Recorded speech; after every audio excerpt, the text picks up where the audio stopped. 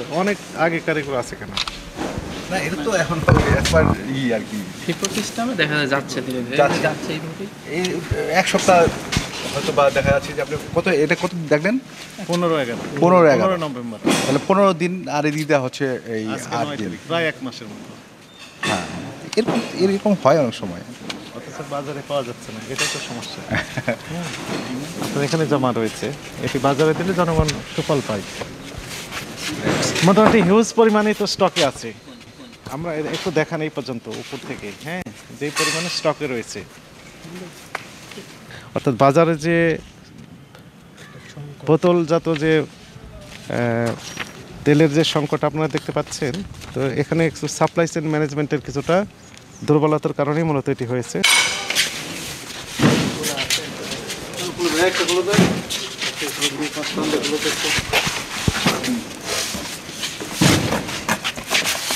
এগুলো কয় litre? 5 litre.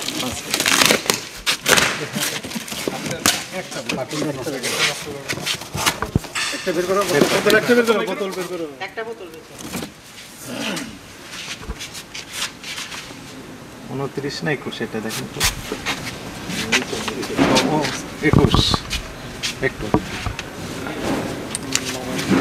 21 ইয়ার 12 না 11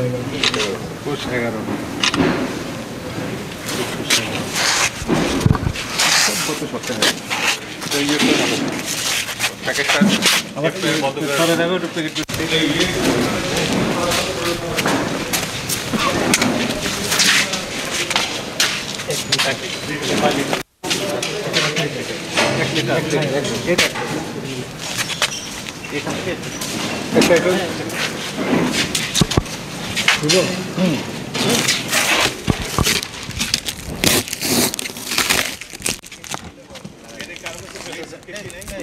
বলবেন দেখবেন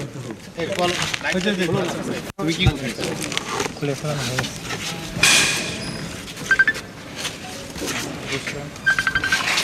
15/11 ফিফো সিস্টেমে দেখা যাচ্ছে ধীরে ধীরে যাচ্ছে এইভাবে। এই এক সপ্তাহ হয়তো বা দেখা যাচ্ছে যে আপনি এটা কত দেখলেন 15/11 নভেম্বর, তাহলে 15 দিন আর এদিকে দেওয়া হচ্ছে এই আজকে 8 9 দিন। তারিখ, প্রায় 1 মাসের মতো।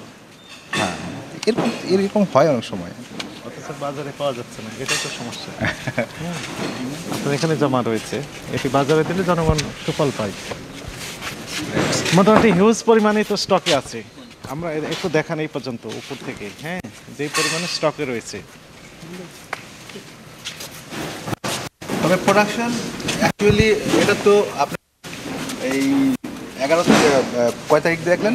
আমি 15 তারিখ তো 15 তারিখে বা এরকম সাধারণত এটা একটা থাকে, এটা একটা হতেই পারে। এটা তো আমরা একদম মানে আমি যতদূর জানি যে মোটামুটি 15 দিন ঠিক হয়। আর এটা তো ডেট তো এক্সপায়ারি ডেট তো অনেক দিন এক্সপায়ারি ডেট, হ্যাঁ, বাজারে পাওয়া যাচ্ছে না, অথচ আপনার এখানে আছে।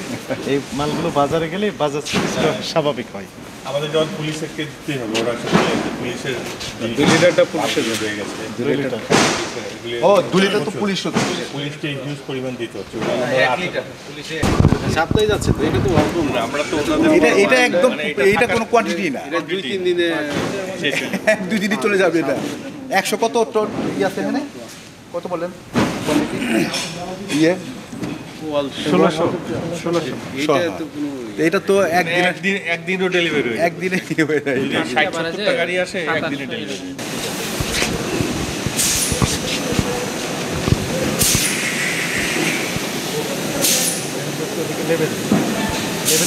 লেভেলে ঢুকতে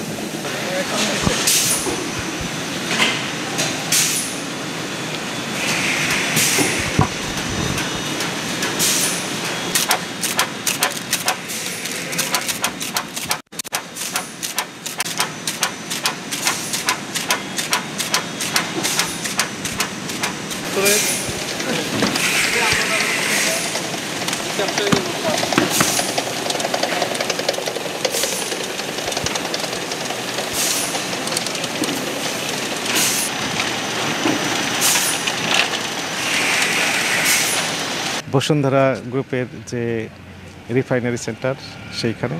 এখানে এসে আমরা যে কিছু তথ্য চেয়েছিলাম কর্তৃপক্ষের কাছ থেকে, সেটি হচ্ছে যে পহেলা নভেম্বর 2024 থেকে 30 নভেম্বর 2024 কী পরিমাণ তারা প্রোডাকশন করেছে এবং বাজারজাত করেছে। এইটি আমরা তুলনামূলক আরেকটা চিত্র চেয়েছিলাম গত বছর ঠিক একই সময়, অর্থাৎ 23 সালের পহেলা নভেম্বর থেকে 30 নভেম্বর পর্যন্ত তারা যে প্রোডাকশনটা করেছে, এই চিত্রটা আমরা চেয়েছিলাম।